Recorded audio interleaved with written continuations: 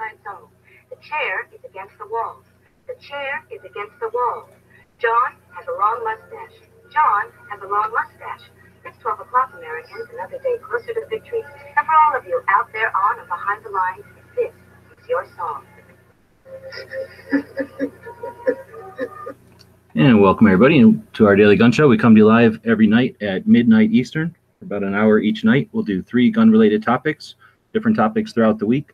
We run it live on YouTube. We simulcast over on gunchannels.com, where we're watching the live comments from the people that are watching the show live. We like to consider this an effort in new media, so it's a conversation with the people watching live. And then the people that are watching after the fact, when this renders into a video, we'll take the best of audio, post that as a podcast. We're always looking forward to the comments and the subscriptions to the channels out there. All that participation in the social media platforms lets us know you're out there. It also helps our show get recommended to more listeners, and that's one of our goals. So we really appreciate that. We've got hosts. We have a new host tonight. So we'll go through. We got Angelina jumping in from California. Hello. And welcome to the show. Thank you. Bob jumping in from Canada. Welcome. Welcome. Yeah, I'm glad to be here, and welcome, Angelina. Tip to my hat. So we've tried to get Bob to tip his fedora like in the last 3 live shows. Yeah, and it's never worked. But this time he did it for like the blind people. He audio tipped. Braille, right? You just got to feel your computer screen and little bumps come up. There you go. Then we got Jimmy jumping in from Phoenix. Hey, what's up? Good to be here. I don't wear a hat, so welcome. Dano back from Illinois. Thanks for jumping in. Glad to know that I'm still allowed, even if it is through the back door. Always. And Z's out there. Smeggy's hopefully going to jump in one of these days. I know he's busy with his gig, but Z really has no excuse. It's like 4 in the afternoon for him, right? Right. But yeah, we got a bunch of hosts. Whoever jumps in kind of thing. And hopefully this will be a regular crew, and we will dig in. So it's episode number, well, I don't know. Should we take a second? That's probably rude. Angelina, you want to tell us about where you're at and, I don't know, what you do, that kind of thing, so people know who you are and why you're jumping in the show, or maybe who you are? I mean, why? I don't know. But yeah, I shoot guns, I make stickers, make some patches, and say a lot of inappropriate things. So just for the audience, if I can partake for a moment, what part of firearms do you enjoy doing the most? I just like a bucket of 22 and a rifle, just target shooting. Unfortunately, I don't get a lot of time to do that, but I need to make more time for it. Gotcha. Also, it would help if you lived in a better place for it. Yeah. Well, I mean, unless I had a range in my backyard, I feel like it's still like I gotta plan it.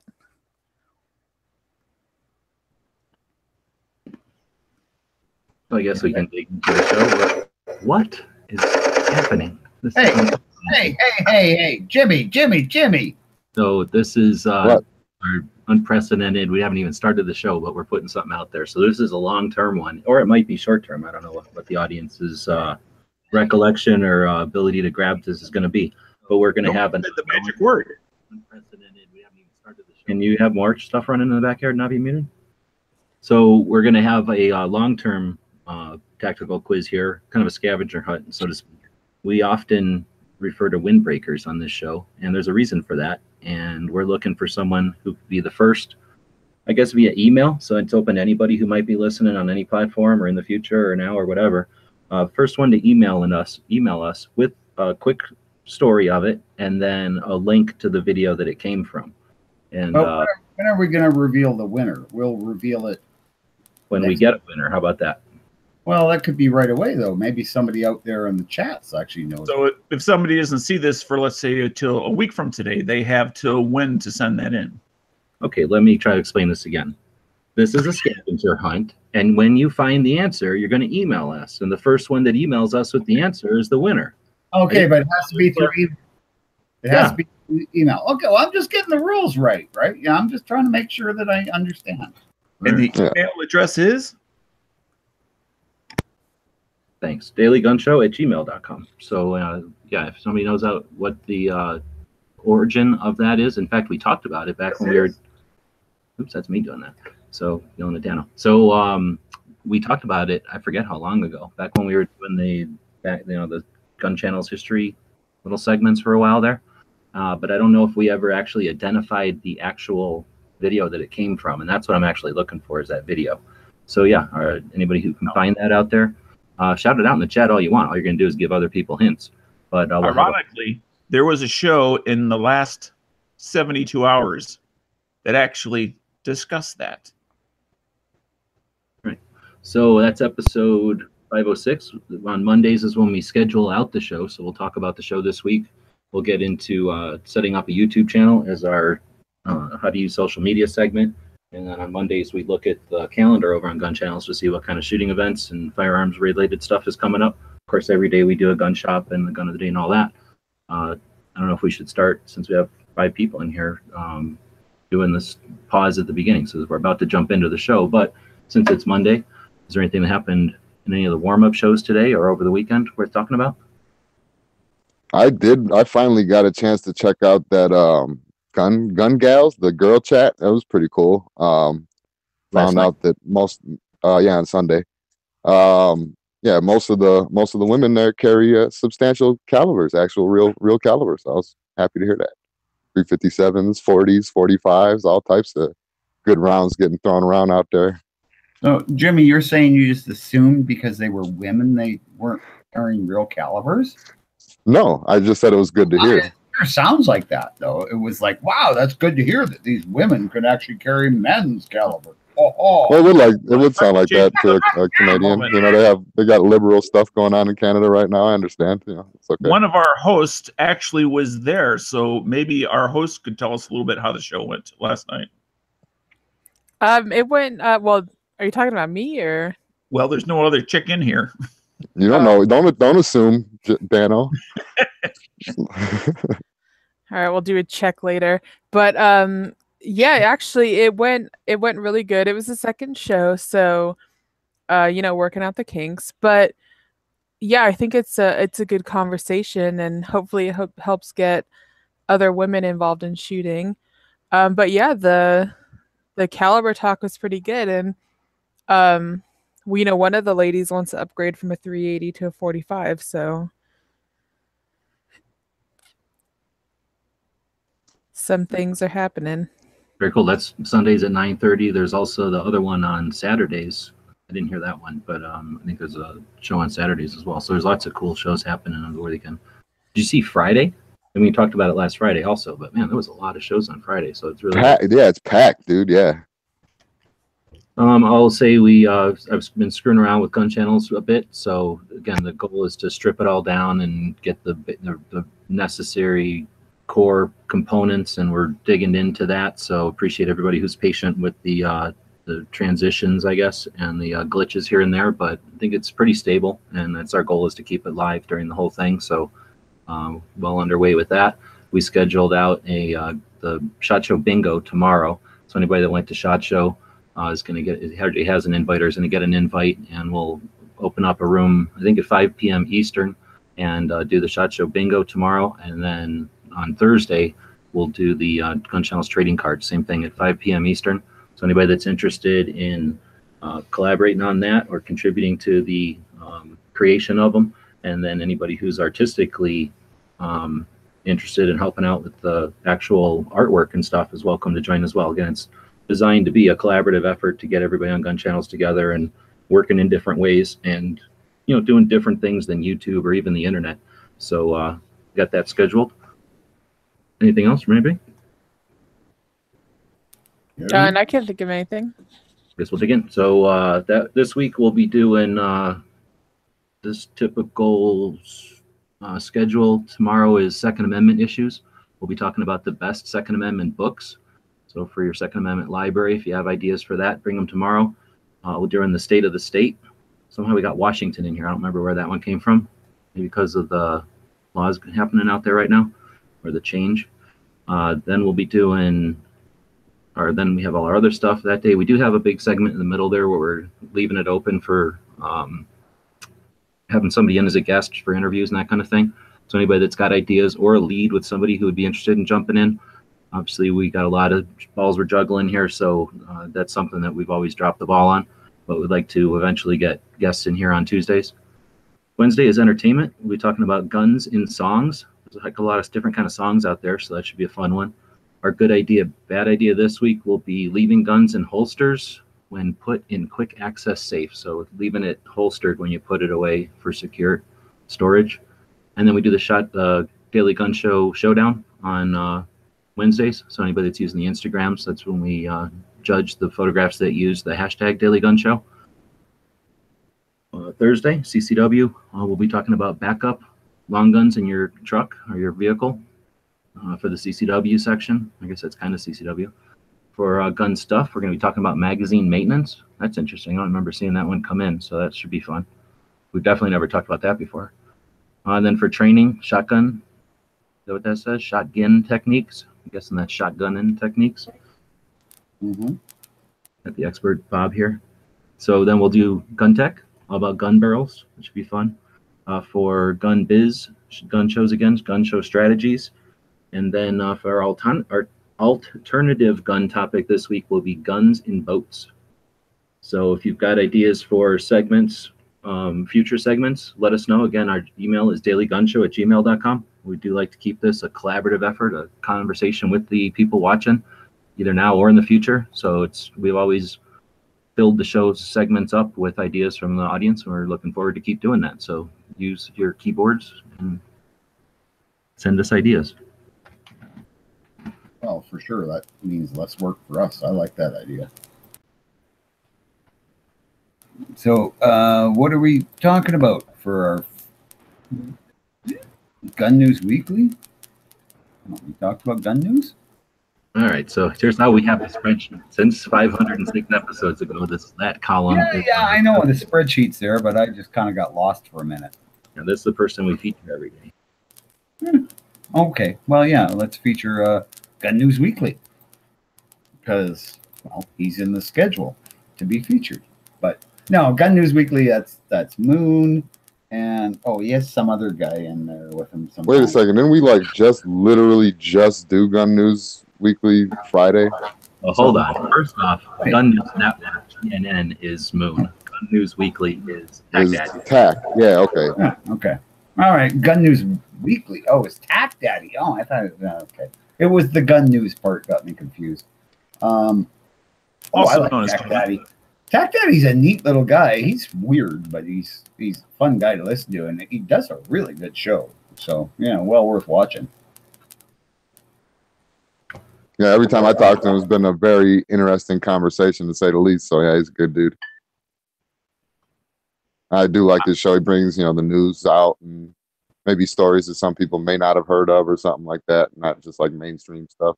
It's good.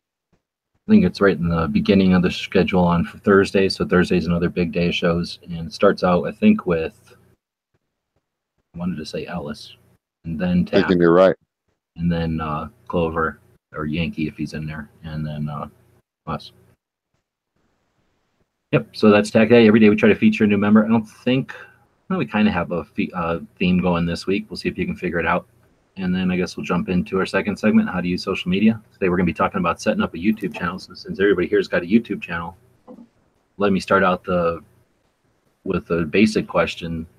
First, I'm going to ask just how long ago you set it up. So how many years ago did you set it up? Then we'll just run through and do that. So that'll give you a chance to figure out the next question. Why did you initially set it up? Because I'm guessing that'll be a little bit different for everybody. So Angelina, how long ago did you set up your YouTubes? I think I initially set it up probably a little bit over a year ago. But then I started kind of working on it more the last month or so. But I plan to do more with it. It's just, getting rolling. Well, hold on. You're talking about for Alan Anchor, but you didn't use YouTube before that? I did, but I never signed into it or did. Really? Yeah. Well, if I was watching a video where you needed to be 18 or up, I guess I'd sign in then. But you didn't really. You know what? I was a stealer because I wasn't thumbs upping or subscribing. I just wouldn't. But now I've changed my ways. Right on. So that's definitely going to be an interesting insight, Bob. How long ago? I actually had to go look at my YouTube channel. See, this account, the Biker Bro, I did have one before that, but this Well, that's one what we're talking about YouTube, not your specific accounts. I maybe should. This one was 2012. I think I started about, I don't know, probably 2010. I started watching YouTube videos. Jimmy. It was a couple years after being in Arizona. I think maybe 2012, I could say. And I just started pretty much to watch music and stuff like that, watch videos, and didn't care. I didn't start the whole podcasting thing. Well, no, I take that back, because then I started doing like gun videos, like tourniquet on your rifles and like bullcrap like that in 2015. And then I started doing the podcasts at the end of 2015, 2016, and did the whole gun channels thing and all that. So. All right. And then Dano? I started the JS Dano account in August of 2013. But before that, I had been using it since the beginning of YouTube, but I didn't use an account, because the way I used YouTube is I just kept using their search bar and would type in, firearms, enter, pistols, firearms, enter, 9mm, enter, and just type in different things and then get the list. And if there was something I wanted to see for the future, I was just simply bookmarking in a folder called YouTube. I didn't know that you could set up an account that was meant for non-creators. I thought that was just for creators only. Well, that's interesting. Well, to answer the question, I think I started in 8 or 9 and then didn't really start paying attention until 10 or something like that. I set mine up originally so that I would have a place to put my videos. The videos weren't really big back then, but they cost money to put on your own website. And there wasn't really very many forums or public, whatever you'd call, platforms that would allow you to host video, because it was so large and internet was fat, it was expensive and slow back then. So YouTube was a great option for putting your video somewhere, and then it's developed since then. But then, so that's the next question, going back through the room. What was your original intent for YouTube? Al? So for the Al and Anchor page, I don't know, it's basically just to give a little bit of background into stuff that we do. Like, I plan to shoot a lot of video, like of the CNC router going and the printer going, and how we set up prints and how we trim stuff and decals and all that kind of stuff. So yeah, it's really kind of just like a behind the scenes look into our stuff, just because like that's the kind of stuff I like. So I just thought it'd be interesting to put it out there. But then before that, you were just like, if somebody sent you a video on an email or something, you'd open it up and watch it in YouTube, but you didn't really like browse the YouTube like Dana was talking about. Well, I mean, I would get into no, I guess that's not accurate. Like, if you had a question or something, I'd go, look up, I don't know, how to tie a knot or something, and just look it up on YouTube, but not really, like, I wouldn't leave a thumbs up after I watched the video. So I guess I was kind of shitty that way. But yeah, I mean, I built, actually, the first time I built an AR-15, I followed along to a YouTube video. So I guess that's kind of the stuff I do. Right on. And then Bob, what were you?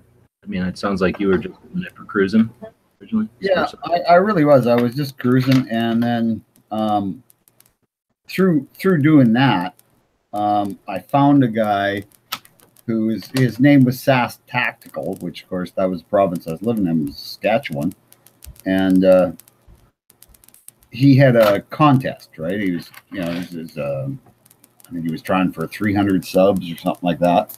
So he had a contest. He was going to give away some prizes, and he just wanted 3 facts about Canada or something. And I was like, oh, I can win this. So I had to make a channel. My original video is still up, by the way. It's quite embarrassing. But did you win? I did. I got, I think, 3rd prize or 2nd prize or something. So, yeah. It was kind of cool. It was a buck knife. So, yeah, it was a cool prize. Turned out the guy lived in the same town as me anyway. But that made me make a channel. And then after that, I kind of went, oh, I have this channel. And then I was doing more stuff on YouTube. And then, of course, found gun channels and everything else. And, yeah. Very cool. Jimmy, where did you get into using YouTube? How did you start using YouTube? Well, like I said, it was mainly like a music thing. I could find older, like obscure songs that I couldn't really find at the time. You can't even do that anymore on YouTube, really. So that was my main thing. And then I kind of started listening to like the podcast stuff. Later on down the road, like listening to you guys, stuff like that. And yeah, I don't know. I seen a lot of stuff. I started looking at like gun stuff and political stuff, and then the mixture of the both. And I seen. I'm not going to talk crap, but I seen like a lot of people putting out bad information. So I kind of wanted to not jump in and be a hero or end all be all or save the day or be an expert or anything like that, but kind of counter it a little bit. And that's where like the early watch and all that stuff started to come into play. Very cool. How about Dano? Or you kind of into that, I guess, already? First, what my first hesitancy was, I saw like I didn't want to be the guy that put up one more review of the Glock 19. So that's one of the things that kind of slowed me down as far as getting into it. But what got me started is I saw little things. In fact, my most popular video to date was one of my very first video. I actually called it a mini tip of reinstalling the cotter pin in an AR-15 bolt carrier. And I still get thank yous sent direct to me through the messaging system of YouTube for putting out that video of people who tell me they have been spending hours trying to get that cotter pin back into place. That's freaking awesome. And that's one of the neatest things about it is that stuff's there forever, and you can keep that, basically that little conversation about that topic going years later. That's neat. I actually found this thing, like, not to interrupt you, but I had this like tin, I guess, of linseed oil, and I couldn't get the lid off to like save my life. I thought, I gotta be stupid. I happened to like Google it, and there was a dude that made a YouTube video and totally explained how to get this thing off like instantly.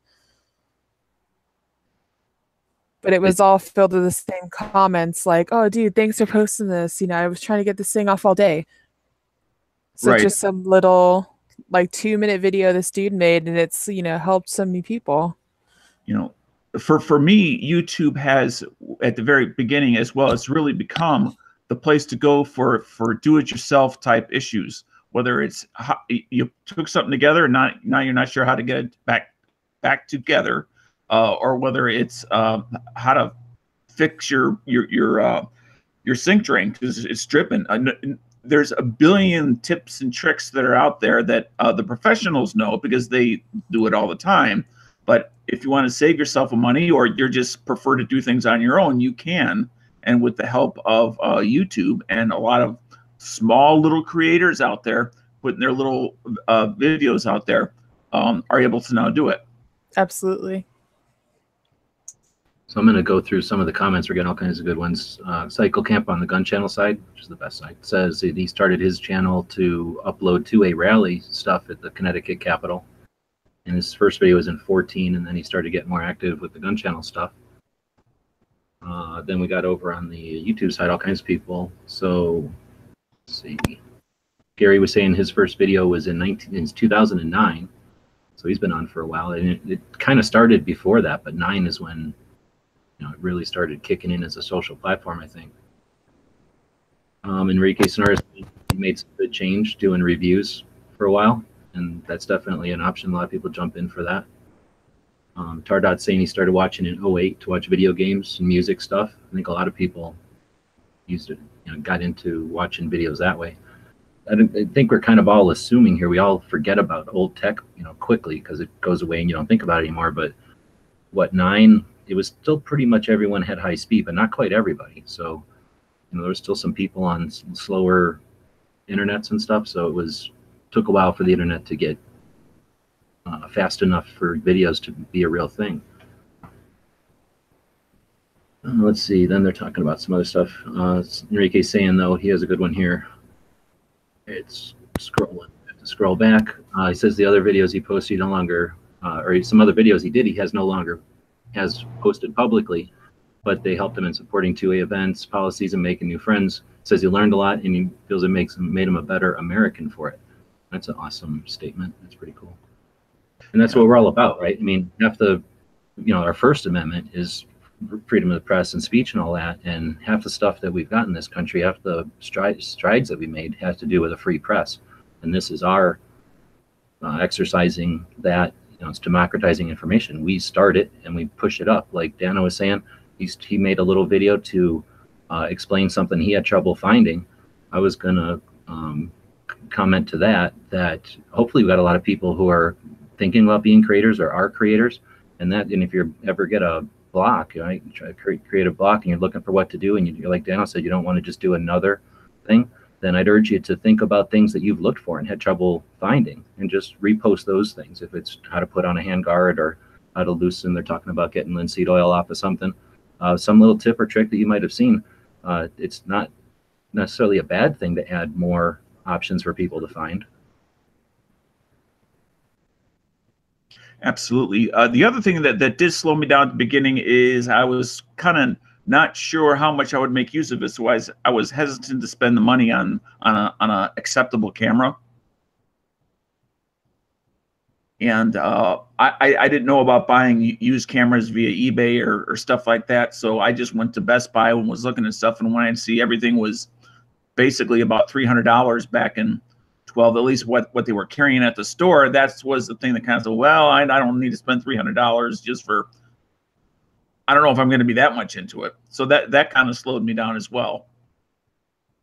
That's a good point. And that's another thing, that camera prices and abilities of, difficulty in getting stuff up online, again, has all gotten easier and easier. It gets easier every single day. Right. Gary added in there that he took a video of his son and his friends working on an old pickup and put it on YouTube to share it with them. And then he never dreamed that other people would enjoy looking at that as well. And that's what got him started. And that's cool. Think about it. There's 350 million people in this country alone. They're definitely not, they might have YouTube accounts, but they're not all creating. So even if there's hundreds of thousands of creators, the odds are still in our favor that if we put something up there, we probably can find an audience out there. Especially get your own flavor, don't try to recreate somebody else's thing. Do your thing, and you'd be surprised how many people are out there that have been looking for that. And another series, I forget what it was on, but if it was Reloading or something else, that I kind of documented my trail, starting off, okay, at the beginning of this video, I know absolutely nothing about this subject. And then kind of slowly, and with each, whether it be a week later or 2 weeks later, kind of depending on the timing, I would then make another video as I was able to do a little bit more, and I would document what I was doing and how I was doing it. I was also asking my viewers to put in the comments questions on is there a different way to do what I'm doing? What's the next step, do you think, logically, or whatever it happens to be? And so I kind of documented the process of my learning curve.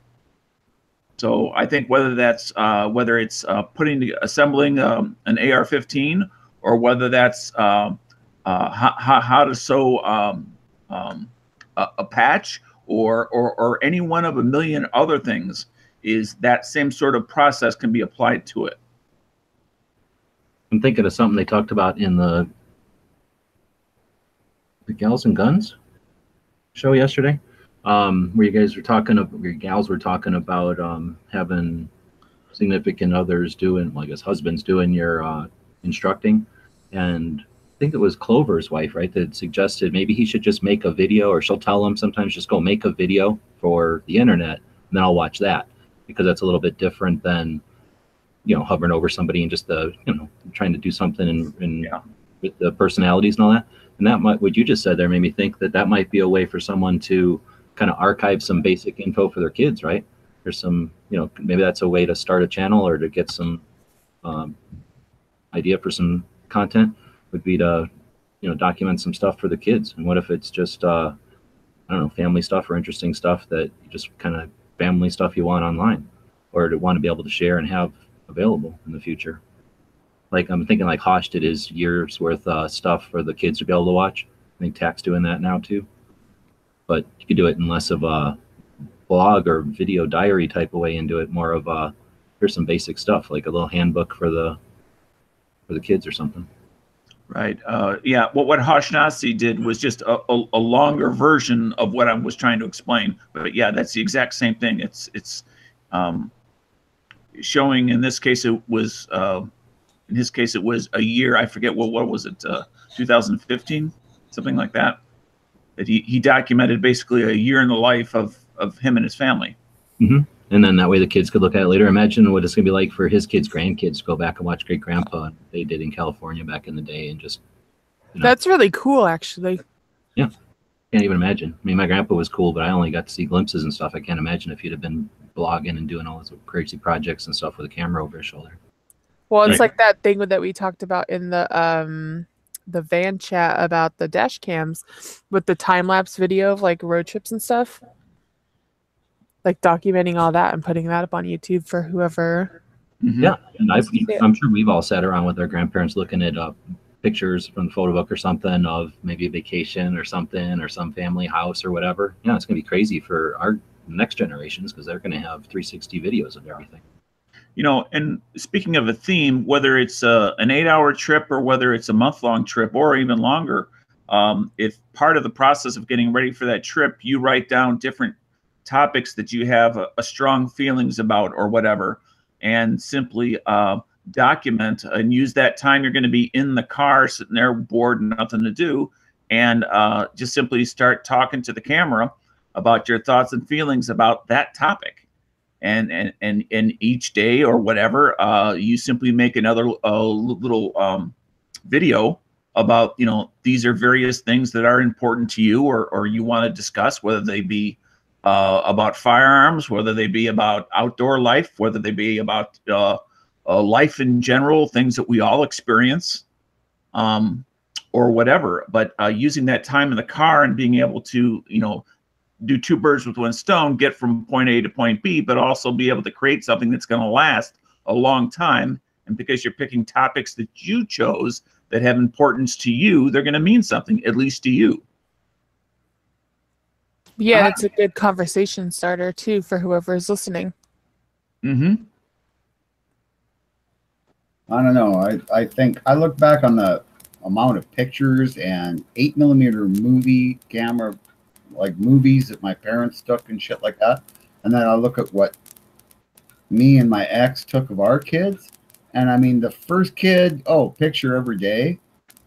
Second kid, yeah, there's more pictures. But even though we had all this the cool little handy cams and everything else, we took not nearly as much stuff as what our parents did. Like our parents, like literally you get blocked. Like I have still boxes and boxes of pictures. Right. Great grand. But that's being, what you're kind of talking about is, you know, either you've been bitten by the creator bug or you have not. And if you have not, then you're not going to be motivated to do it, and you're probably not going to do it very well. Or maybe you just want to do it for a little while. You don't have to do it for the rest of your life. I think because people didn't, like, they knew these were, nowadays everybody just thinks everything's on camera. Like everything's recorded all the time. Or at least that's, you know, kind of the thought process I'm going with now to explain it. Because I know it's happening with other people of my generation that, you know, even though we had the technology to do it even more than our parents, we didn't. It's very strange. So we're talking about creating YouTube channels, and instead of going the technical, here's the buttons to push or anything like that, there's definitely videos out there that explain it. I'd hesitate to send you any specific one because they change YouTube so often that I just recommend going out and just doing a YouTube search. If you're not familiar with doing that, it'll be a good exercise. Find a recent one, and you don't need an account to go through and watch somebody create one, and then give it a shot. And if you have any more questions than that, I'm sure Clover has made some videos on it. And we'll be addressing it sometime in the future here on the, actually it's right here, the Minuteman University project. So the goal though is to get out there and interact. Again, watch any of these movies about the social media platforms out there. There's all kinds of concern about their influence and their ability to basically span physical boundaries of like countries and stuff. So you know, watch any of those shows and they'll tell you that if you just participate, if you only observe and you only go around clicking on stuff, you're the product. So if you realize that you're the product in these free platforms out there, take advantage of that and at least have some, create some influence out there. Have some influence is the word to, indicate what you want. So we talk all the time about thumbing up and subscribing to channels. Another way you can participate is, of course, to create channels and then start putting content out there. All right, so I think we'll move on to the next topic. I've got the channel up, or the gun channels up here. We'll be talking about the shooting events that are coming up. So we've got a calendar over on gun channels, and on the main page when you log in, there's a quick list of them here. So it looks like the first thing is the Baltimore Antique Gun Show. Sounds interesting, coming up on March 17th. I'm not sure who posted that one, but that's a new one. Thanks for posting it. We've got the Big Sandy machine gun shoot coming up on March 23rd. If everything goes according to plan, that'll be the first stop on the 2018 Gun Show Loophole Tour, and that's the big machine gun shoot that happens in Arizona twice a year. It's kind of out in the middle of nowhere in a remote location, so it's a little different than Knob Creek. So it's a cool one to experience if you haven't before. There's usually somebody out there with cameras, so you can usually catch some of the action afterwards on YouTube these days. Next will be the International Cartridge Show. I keep putting that in there. It's a big gun show, except just for cartridge collectors and ordnance and stuff like that. One of my goals is to get there one day. Then, of course, we have the Wanamaker Gun Show. It's the biggest gun show in the world, and it happens twice a year in Tulsa. This year it's in April, or this time around it's in April, and we'll all be meeting up there for the big gun channels meetup. A couple of questions have been coming in, and since Ghost is out there, I can clarify and let Ghost know that we're all waiting on him. Cycle Camp had been running the Tulsa get-together, and the last meeting we had, we're waiting for Ghost to get with the last calls he was making or whatever, and then schedule the time we're going to meet up again. So we're efforting towards getting together and having some, I guess, if possible, we're all going to try to stay in the same place so that we can make the most efficient use of time and hopefully have some live stuff happening in the evenings after the shows to post over here on gun channels and let people know what the show's like while we're there live. Yeah, because at this point we're less than 2 months from the event, and since there are literally thousands of people, and I don't mean like 1,000 or 2,000, I mean closer to 10, if not more, significantly more than that. I personally would like to know that my stay wherever it is that I'm staying at is locked in. Okay. Then we got the USCCA annual meeting. I guess I haven't been to that before. I thought they said it was in Kentucky or something this year, but that's coming up. It looks like the weekend after Wanamaker. Looks like somebody, I'm guessing Cycle Camp, posted Ye Connecticut Gun Guild Spring Gun Show. That sounds cool. In guessing Connecticut in April. Then we got the NRA meeting in May, which will be in Dallas this year. The weekend after is Knob Creek. It's in Kentucky. And then you got the Outdoor Retailer. It's a pretty cool show up in Salt Lake City. It's sort of like SHOT Show. It's an industry show, except it's for sporting goods stores. So it's kayaks and dog stuff and tents instead of the guns. But all the flashlights and knives and boots and stuff will be there from SHOT Show. And then it looks like there's a Connecticut Citizens Defense League annual picnic coming up in August. And then there'll be more stuff in the calendar, but we usually go through that brief summary there in this segment of the show. Does anybody know about any other events coming up that we should talk about before we move on? That's all I got or know of. Yeah, I can't think of anything. I got nothing. So we tried to take Monday though to focus on them. So again, anybody that wants to participate in the show, feel free. Email us, dailygunshow@gmail.com, or use the calendar over there on Gun Channels. That'll get it in there. And we encourage anybody who's creating content out there. That's what the calendar's for. Use it and let people know when events are coming up. You never know who's traveling or who knows somebody in those areas that they could let them know. In fact, I guess you don't care. I just found out about a thing today that I had to put on my calendar. Let's see. So I guess we can move along. I'm trying to keep my secrets off of the main screen. I'm not screen sharing anymore, right? Okay, good. Nope, so I got nope. Instagram pointing at my other screen. It makes it difficult. It's like a little puzzle here to not show them all the answers to everything. Not that there's anything to need answers for. Speaking of that, though, has anyone, you guys been watching the chats, has anyone come up with where Windbreaker comes from? Not seen anything on the Gun Channel side. Okay, so we're reminding everybody. Go ahead, Jimmy. Oh, no, I was just going to say it doesn't matter because we're looking for emails. So. Nope. I know, but I figured somebody would chime it out there or say, I know, or something. But that's nothing so far on YouTube that I've seen. We're having a scavenger hunt, so to speak. So the first person that figures out where Windbreaker comes from, and then more importantly gives us a link to the video where it all happened, where it all went down, then they'll get a fabulous prize pack. Incredible prize pack. We can't even show it for legal reasons on the internet. That sounds bad. And just a short synopsis. Don't be all wordy, you know. All right. This would have been like just bonuses for like me, but no, fine. We're going to give it away. That's fine. I don't care. Just resign yourself. You're never getting nothing. I know. I have. It is everything that Bob gets seems to go up in smoke somehow. He breaks it. He's like a Marine. I'm surprised he ain't a Marine. Oh, please.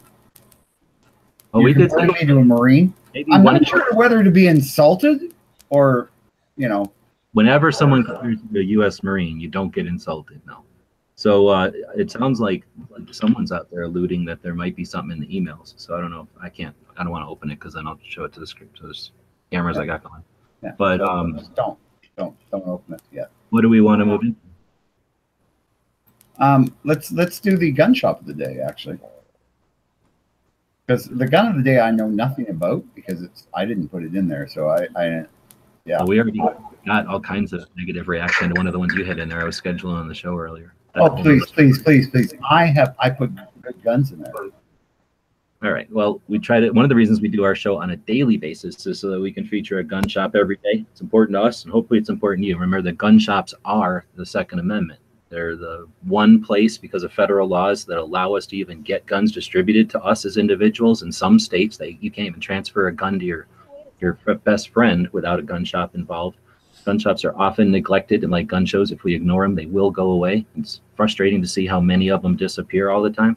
And to help keep awareness of them and to encourage people to remember that you carry around an awesome camera in your pocket all the time, and you can pretty much take pictures. Like say, there's almost every shop is going to be okay with you taking pictures. Always ask. And then before you even get to your car, you could have them on the internet, letting people know about some awesome sale they've got or some cool thing in their $5 bin, or maybe a gun that nobody else in town has. And not only are you creating some content for yourself, if that's what you're looking for, but you could be helping that shop out. And you never know. You do something like that, you help them out, they make some kind of good sale or some kind of contact or a lead, and maybe the next time you go in, they're a little more friendly, or maybe you don't have to pay for an FFL. I'm not saying do it in order to expect something in return, but that's one of the reasons we talk about gun shops every single day. Today it's one from the Gun Show Loophole Tour. We'll turn off the lights here. Feel free to smoke them if you got them, but no talking.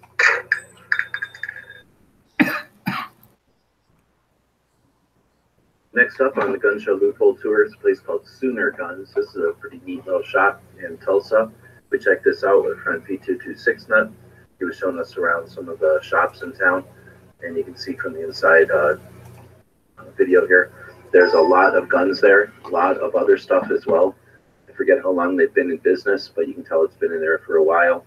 Quite a few collectibles, unique things, brand new stuff, a good assortment, and pretty decent layout. You can see the walls are pretty awesome. They've got nice prices that are easy to read, information about the guns.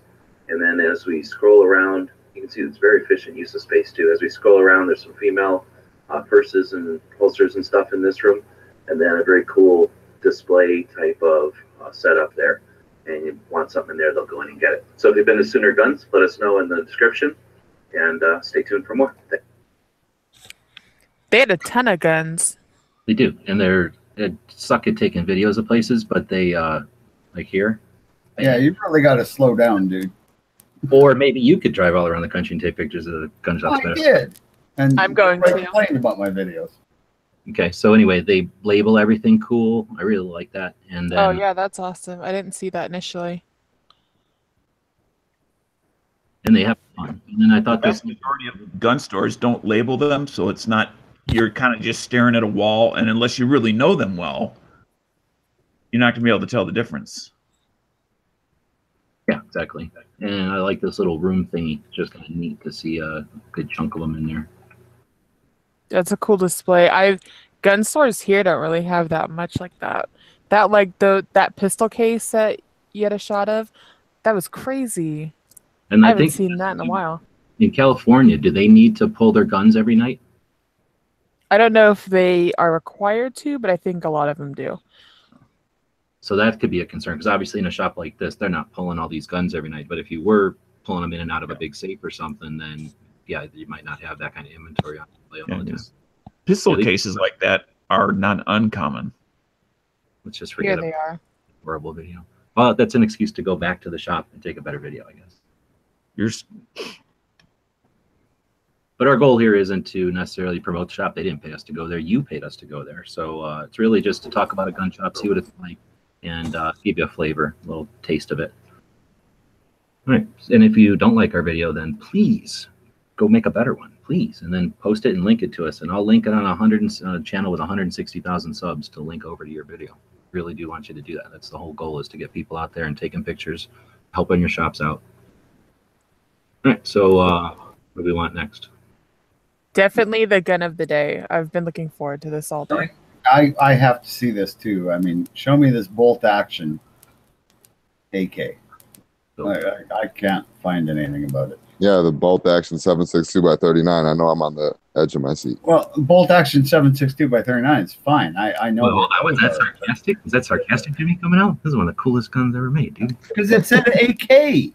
No, I'm sure it said AK, didn't it? Yeah, it said AK-47 on it. But it don't look like no AK I've ever met. And that looks like no AK-47 I've ever met. All right, hold on. So here, let's talk about YouTube here. 10,000 labeled it wrong, and they just 10,000 views. Do you see that? Because it says bolt action AK-47 on there. So that's how you get 10,000 views. It's called clickbait. Oh, so yeah, by lies. Yeah, lies. It's called clickbait. I would say that's how you don't get 1 million views. What I had pictured was definitely not this. Yeah. So what's the date on this video that you officially started producing clickbait? Whatever. I've been doing clickbait since 2009. 77 Mark II. This is a pretty cool bolt action Ruger. And it's got a stainless barrel. It gets pretty hot after a couple of rounds. But overall, I'm loving this stock the more I play with it. And this is a Simmons 3-9 on here. I keep it cranked around 4. Focus there. And I've been having pretty good luck out here at this, well, I think this is about 200 yards. We had the target out about 50 to 75 or something like that. Fell over in the wind here. Then we've been just shooting rocks out on the bar berm. And you can barely tell, but there's a steel out here on the hill that maybe about 300 yards. Having a little trouble lobbing it into that one because the trajectory of the 7.62x39 goes out about, oh, I don't know, maybe 100 yards, and then it drastically drops. So getting this thing to just use the windage to find things is kind of a challenge. Kind of fun, though. So I'm back down at the rifle. A lot of people ask about this one, so I thought I would do a little bit more of a close-up. It'll hold 4 in its magazine. Drop it in here. Push it down.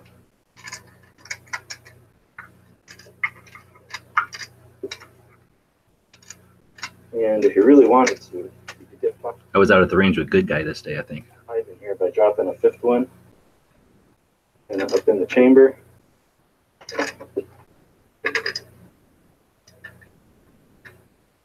And see if we can actually look through the scope and do this scope there, or this target. So I'll bring it up to the berm if I can. And let's try shooting something we can see, like that bush. Here we go. That was a great shot. Back on there.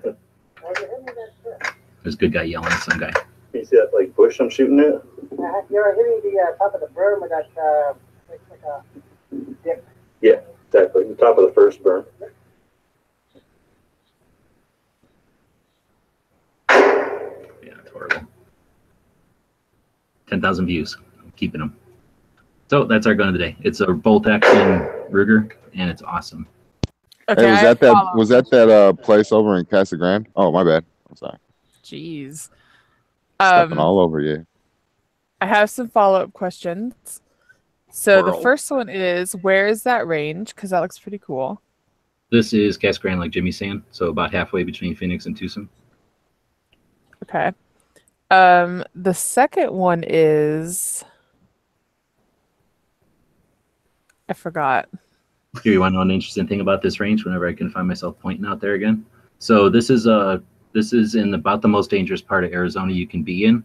And just to the left of this range, in fact, 2 berms over, is a police range. And there's some steels over here that we could shoot from that police range. And right behind where we're sitting, if I would turn the camera around 180, or if I was filming with 360, I could pan over there. Bit of fun, though. But there's oftentimes spotters up here watching what the Border Patrol is doing and DEA. And then, they'll be sitting up there with optics and like a big bag of speed or something, or methamphetamine. And they'll oftentimes take pot shots. Tortillas. But anyway, it's a pretty dangerous place to be shooting. It's kind of fun. There's no range masters or anything like that. They put up a fence, and that's why the ranges are so clean. Back in the day, there'd be refrigerators and stuff because it's just out in the middle of the desert. Is that chronograph the one that now is somewhere else? This is Dano's chronograph now, yes. I thought it looked familiar. Don't ask me how I know that. Yeah, I appreciate it. Hey, you don't have any shots of that porta potty in that video, do you? That was pretty funny. Was actually, so right next to this is a police range that I was talking about, and I've taken I don't know how many classes there, and so it's a couple of berms and then a bigger berm that's outside the little gated area that's all locked off so you can't go in there. And there's a porta potty out there. We're out there doing an AK class. I think it was with Gomez or it was Suarez, and he was doing the like zeroing type of basics on an AR. And there's like most of these classes are law enforcement mostly, so they're probably 10 or 12 law enforcement of various federal and local levels, and then a couple of people that are just there taking the class, and then the instructor and the whatever Border Patrol is using, or no, it's cops from the area that are like there to open the range or whatever. So there's like a ton of cops there, and this guy just kind of wanders up to this porta potty. Keeping in mind, this is in the middle of nowhere. Like behind me, where I was talking about, is all cotton fields. So it's this mountain in front of us and cotton fields behind us. This guy just comes strolling up, goes into the outhouse, and starts smelling marijuana, whiffing out of there. Oh shit! And all kind of looked at each other and went, "Who's going to arrest him?" No, you kind of surprised me. Cotton grows in the desert. Arizona is 3 C's: cotton, citrus, cattle, copper, and something else. It's a lot more. That's 5. Yeah. There's another one, I think. So yeah, there's Anyway, everything. you know what they do? That's why they have no water left.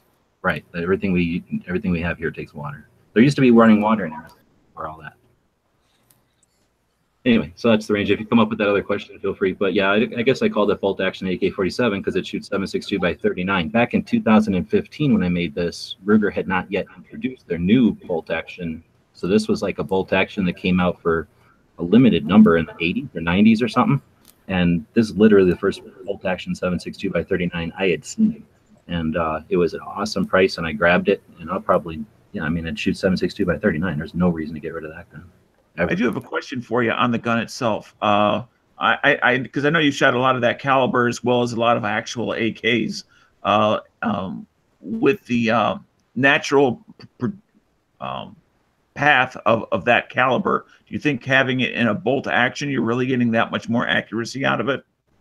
Maybe. Versus shooting at those same 300-yard steel plate in with one of your more precise AKs with the semi-automatic action? Yeah, it's not really that much more accurate. I just think of it as a way to use the ammo for other stuff. It looks pretty fun though. Yeah, it's a lot more fun. Slow. It's actually, you get to aim and shoot a little more accurately.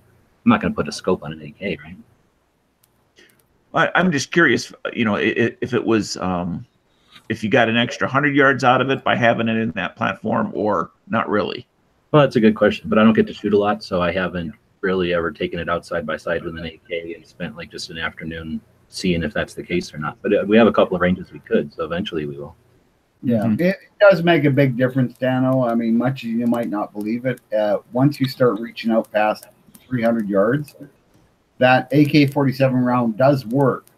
It just takes adjustment and stuff. I was asking There's nothing wrong with the round. There's nothing wrong with the round. The AK is not an inherently accurate rifle. Never has been. It was never designed to be. It's not a super accurate round, though. It's big and fat, and it gets hit by the wind, and it's slow. So there's definitely better rounds out there. That round is the reason. Yeah. The reason I asked G-Webs is because he has lots of experience with actual AKs and the best that they can do. And so he could best compare it to that same cartridge in a bolt-action rifle. That's why I threw the question to him. Right on. So we've done a lot of the stuff. I think we just got down to the movie. We might even do this in an hour since we started a bit late. So snap. Let's do the movie. Yeah, so that's all we got left. So it'll be every day we feature a gun-related movie, something that's you might not have seen in a while, or if you're young and something you ain't seen yet, and this might be the case. That's one of my favorite movies, Falling Down. It is an excellent movie. Michael Douglas. Classic, definitely classic. And for, if you I don't haven't think I've seen it, seen that. You live there. You live there. Oh, Michael Douglas. come on. Driving home, gets caught in a traffic jam. A typical LA thing. yeah, you know how the traffic stops while you're on the on-ramp.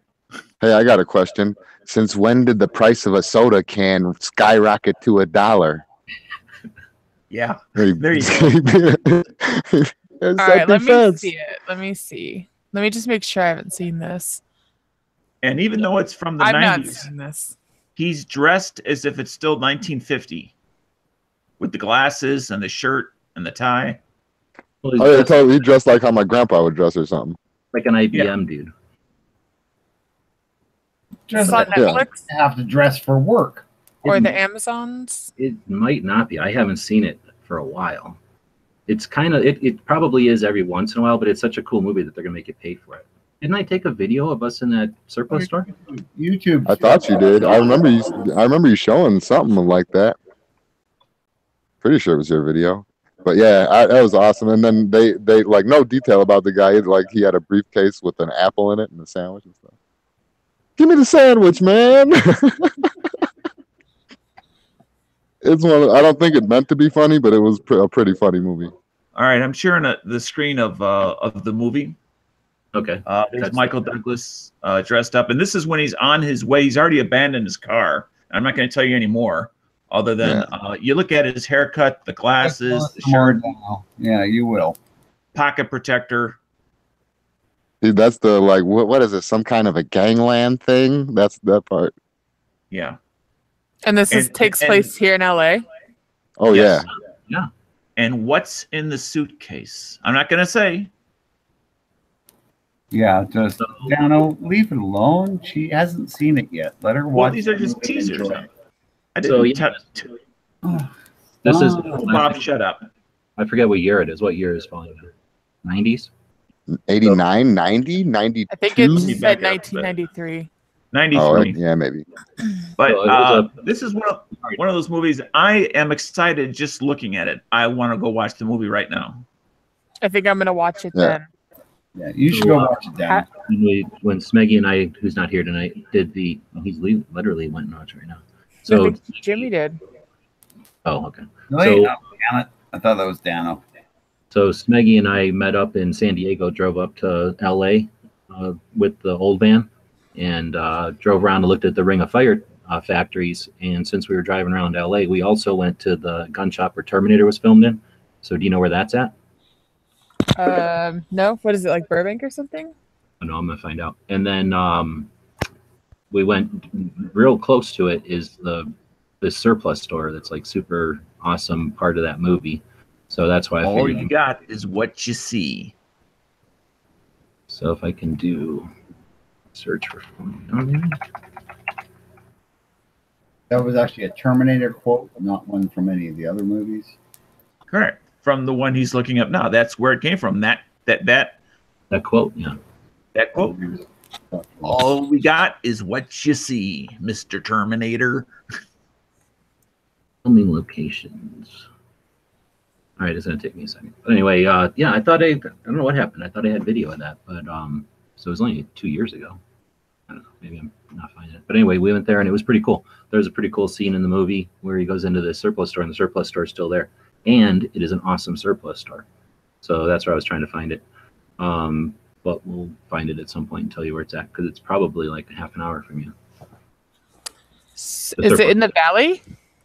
It is. I can kind of show you on this map, even though I don't know exactly where it is because I don't know LA that good. But it is in this area. So I guess it is south of Burbank. You know that this place where the observatory is? Mm-hmm. It's over here. I don't know what this is called. There's a gun shop there? No, this is the surplus store. Oh. and they You actually have a museum of death? Yeah. Well, this is Like Hollywood, right near. Yeah, that's Hollywood right there. Yeah, that's Hollywood. That's like Where G-Webs buys all his clothes. buy a lot of things down there. All right. Well, anyway, so that's where it's at. So I figured it's close to you. Might have heard about it before, but I guess not. So yeah, hopefully you'll enjoy that movie then. Is it the one? Is the sign yellow or is it called the Supply Sergeant? Let me take a second and figure it out because I just need to use the internets here. Well, meanwhile, why doesn't somebody talk about what's on the show tomorrow? Good idea. Yeah. Good idea. Let's see. Tomorrow, in the first segment, is the best Second Amendment books. Dano's jumping all over Jimmy. Oh, Jimmy, jump out there and hit it. What's number 2? I'll do it. I'll be a man. So tomorrow on Daily Gun Show, the best Second Amendment books. That'd probably be pretty cool.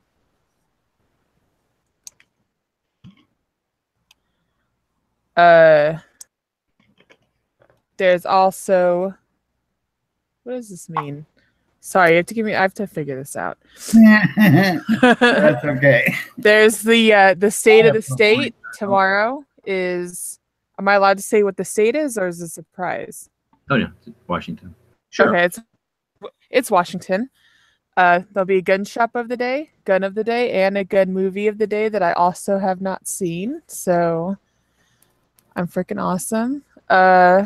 Yeah, I think that's it. Well, you know what? That means that you now know what the movie is, and you can go watch it tonight. I should.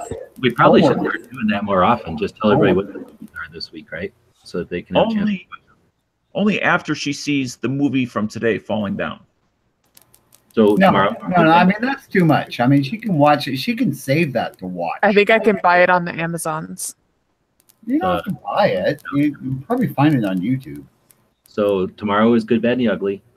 Wednesday is District 9. Thursday, Quigley Down Under, and then Friday is We Were Soldiers. So if anybody wants to watch them and participate in the reviews. Oh wait, I'm showing that. I just recently saw Quigley Down Under. You know, people could have saw the answers to the quiz questions there, G. I've seen We Were Soldiers. Good, right on. There you go. I don't remember it, but I've seen it. It's the okay. So we'll go back to Mel Gibson. Yeah. This is that place again. So it's on Sunset Boulevard. Was I in the right place? I was kind of in the right place. It's on Sunset Boulevard, and I don't know what else you need for a cross street there. What is Hypernon? Lucille Avenue. Do the street view? Is there a street view? Yeah, I just want to show you, and then I'll jump in. So East. What did I do? Jumped out into the street. So it's Surplus Value Center is what it's called. How do I get over there? Oh, I don't think I've ever been there, but now I want to go check it out. It's awesome. So let me see if I'm curious now that we're looking if is there a 360 view? No, there's a 364 restaurant next door. Oh, look at that. Right door to it. I didn't even know that. No, who cares about stupid vegan restaurants? Was that vegan like deli meats I saw? It was some kind of vegan deli, and there's a 360 view of it. We'll be talking about that for sure. But so that means there's an opportunity to do a 360 view of the falling down surplus store. Yeah. See that angle of the store best parked represents what it looked like in the movie because it is a corner store. Oh yeah, he walked in right from here. This was the camera shot. Yep. Yeah. And I don't think that telephone pole. Maybe they moved it for the movie, but I don't think that was he. That's like, who cares, Dano? It was a telephone pole. They move those things once in a while, you know? Get these electric lines out of here. Who cares about your power? We're making a movie. No shit, right? I parked over here in the van, and then I walked around over here. It was only like 35 years ago. Maybe something's changed since then. I think there's an air raid siren by there. Did you see one? Up in the air? No, at least I didn't notice it. I was also driving around California, being freaked out. So. Did you see any of the air raid sirens when you're driving around? No, they're up on poles, like a real one, like up on top of a pole bigger than this. Yeah, dude, that's like the freaking best part. I went up to the top of this. That's where Terminator comes from. Or I tried to drive up to this mountain over here. Or I guess over here. We have air raid sirens here, but they're just for tornadoes. Ours are they're from the Cold War, but they don't take them No. down because it's For earthquakes. Now use it for no, earthquake. they're all dead. It's just cheaper to leave them, Right. Gotcha. so they There's just leave them. actually- But they're awesome. There's actually like a whole thing on the internet about people that find those and whatnot. Because I remember seeing ones in Tucson where they had pulled them all from Tucson and had them laying, I don't know, not that far from me. So I went over there and snooped around because basically, like you say, they just don't care anymore. So people would go in there and harvest parts and stuff off of them and just fart around with them. So yeah, I guess once they're old, they're just useless. Just big pieces of I'm metal. sharing my favorite one here. I mean, not that anyone really cares, but this is my favorite one. You know, you could probably go hook power up to it and Near a taco truck. yeah. They're Oh, okay. they're also always near a fire station, which is what that is.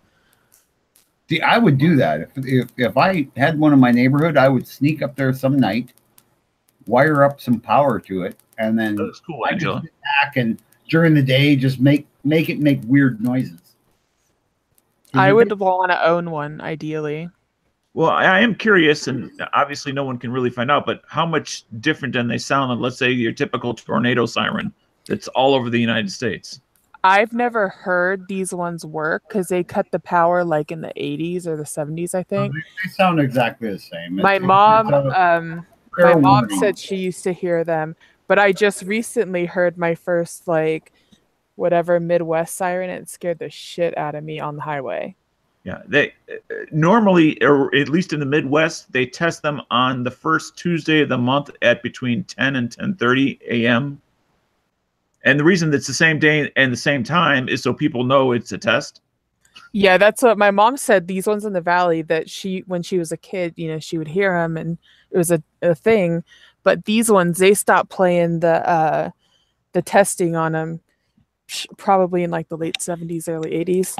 Gotcha. So they just were like, oh, we're done with these things. But yeah, I heard one like going down Illinois.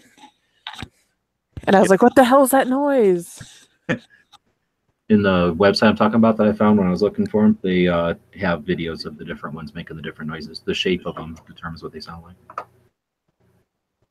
Yeah, but basically, an air raid siren is an air raid siren. That's why they have tests. Well, that's why they have tests, so everybody gets used to the sound. All right. So what they would do is they'd repurpose. The nuclear war sirens were repurposed into tornado warnings when they could start predicting tornadoes and shit. They just repurposed them. The government, they can be cheap as shit sometimes. All right. So that's the government. So that we talked about what's on our show tomorrow. But what? Tactical pop quiz. There's a tornado coming through. Tactical pop quiz. That's just Dano Hawaiiing in it. Yeah. Hashtag not my quiz. Hashtag. Oh, that wasn't really. Oh, see, he left. He's offended. So, did we talk about what's on the other shows? What's on gun channels tomorrow? We didn't. I'm guessing they got early watch at 9 a.m. and then usually knives and pants or. Jimmy usually do this. What's with Jimmy? He's falling down now. So I'm taking Jimmy's job. So Tuesday, the Outlaw Hatfield at 6 p.m. Eastern. Tactical Tuesday with Ghost, 8 p.m. Eastern. Hit or Miss, 9 p.m. Night Strike. Snowman. Big Gunner at 10. There you go. But then the best show is us. Those are all the warm-ups. Jimmy has officially been replaced. Yeah, almost perfect. Almost perfect. Yeah. Those are the warm-ups for the real show of the night, which is us. And we'll let Jimmy stay. Word. So yeah, with that, we're about to wrap up, but I got some words from Michael Douglas before we do. Which of those? Just relax. Take it easy. Come on. But eat your lunch, please. Eat your lunch. You all need your vitamins A's and B's. It's an accident! It's an accident! Well, you guys know what that sound kind of means, sort of. We're doing an impromptu because I don't got my phone with me. But, What? It was an accident. Quiz. It was an accident.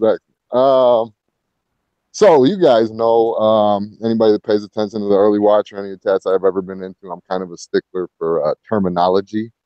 So this is partially history for Monday. I mean, keeping it historic on the questions, and then half kind of shaming the audience for saying the wrong thing. So, what is the correct name for what you people have been referring to as an AK pistol? What is the correct name for what you guys, what people? Did you hear? He called you people. You people. Yeah. That I think that's proof positive. Good job. It really proves that Jimmy is an alien. So we're watching both gun channels and YouTube side. We're a little over an hour, so the Instagram's off. We're getting an answer. I got an answer over on YouTube. But you said you had one? So we got a Draco is one answer. Oh, is that what you wanted? So you got the answer you wanted on gun channels. No, we got a Krinkov. We got a Krinkov over here on YouTube. Yeah, that's what I'm looking for. Okay. Off my clock. Where'd my clock go? There it is. We got the answer. So you're looking. So if that's the answer you're looking for, who was the winner? David Wright, Bob? Is that what you're seeing? Yep. I am. I'm seeing David Wright, which makes him the tactical hot shot of the day. I appreciate you, David. Thank you. And that special effect was created by Island Z. So we're putting that link in there, but it's old picture. So again, give us a second to remember the old picture, and we'll get up a better picture here. I forgot to do that.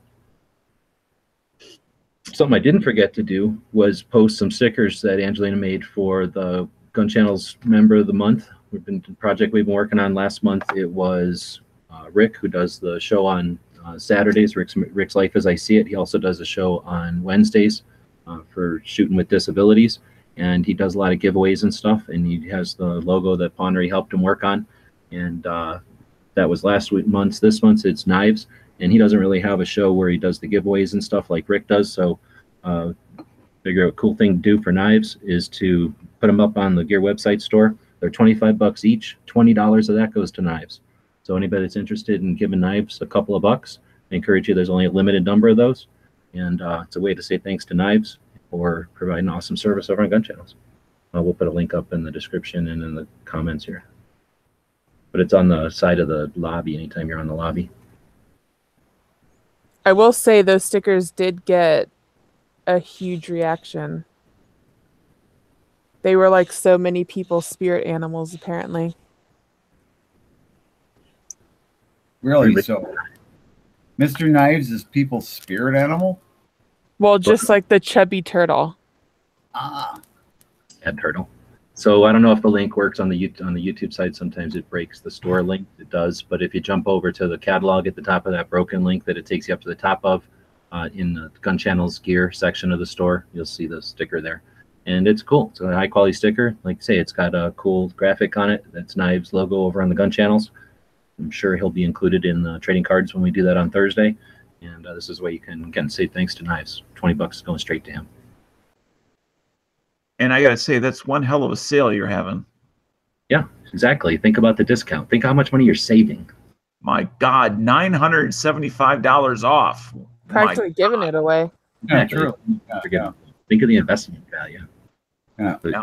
No, and the thing is, it like Mr. Knives is like he busts his ass for us with like and gets nothing but shit from a lot of people, you know. And yeah, he's a really good guy. I don't about getting nothing but shit ever, but I think everybody respects Knives and appreciates what he does. Yeah, but I mean, he does get a lot of shit from people, and like not serious shit. They're just kidding, but still, at the same time, it's like, you know, he is the nicest guy. Kid, not guy. I don't know. Yeah. Of course, we're still doing the fourth year remodel over on the Gun Channels, but put some effort into that today and yesterday. So there are some changes. Appreciate everybody who's dealing with those. And know, gritting and bearing through the glitches that might happen on a screen or two. But I try to do those midday so that they don't interfere with the evening shows. And again, we'll give you progress on this show, and we'll do some progress updates along the way. And of course, we've got the Indiegogo campaign going. So once we get it all stripped down and kind of efficient, when we start to look at the costs of what do you call it, the phone app, we'll have a better idea what that's going to cost. But to let you know, it's going to cost at least $750. I think they start at $750 or something. So if I can get it efficient enough to be little and not be a very complicated app, we'll keep it cheap. And trust me, I'm cheap. But yeah, we'll know hopefully closer to the middle of this week or end of this week what we might. Actually, that's when I'll be able to ask for estimates. I don't know how fast they'll give me, replies to that, but hopefully sooner than later we'll know ideally how much it's going to cost to make an app. And then of course, you know how it is when you're talking to contractors or people working for, creative projects, it might fluctuate a bit, but we'll have a window at least of what kind of range we're talking about. But even if we don't get that far, we are doing the trading cards, and we'll be working on that. I think I mentioned on Thursday. Anybody that's interested in watching that, feel free. Or if you're interested in participating, if you got some talent or some skills with graphics and whatnot, I'm sure a couple of people putting their heads together will make it faster than I'm just doing it by myself. We'll get those trading cards out there. And of course, there's always the perks out there if you'd like some work done on your logos, turning them into vectors, turning them into animated cartoons, or turning them into embroidery files. We'll do all that stuff as a DIY type of project on the live as well. I think with that, we can wrap it all up unless anybody else wants to promote or plug anything before we head out.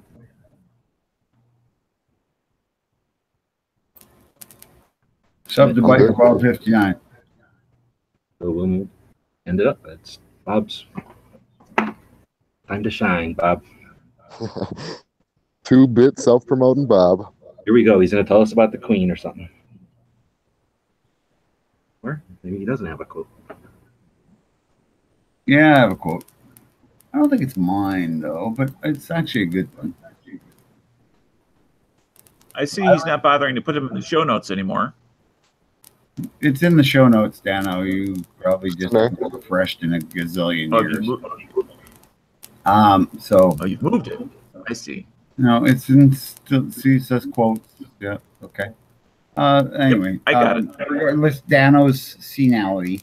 We're going to just go on with the quote of the day. Before that, though, I'd like to mention, please like, share, subscribe, give us a thumbs up. I mean, what are we sitting at for thumbs up here? 22, 28 watching. I think we had 30 something before. So, that's some of you are stealing the show, but that's okay. Anyway, the quote today is by Louis L'Amour, famous Western writer. And yeah, let's just get on with it and wrap this sucker up. Violence is an evil thing.